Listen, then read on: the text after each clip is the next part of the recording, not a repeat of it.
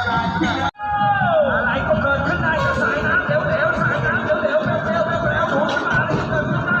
ร่างที่สั่นสมองที่ไปปลายสะท้อนแสงแวบแวบแวบแวบแวบแวบหางไปปล่อยสอนยังพิมพ์เอาเล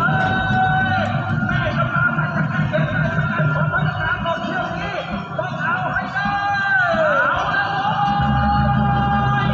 ดูลงมาแดงเป็นคนทำงานคนทำงานนี่จากตะวันตกตะวันนี้มันต้องใส่เอาเลย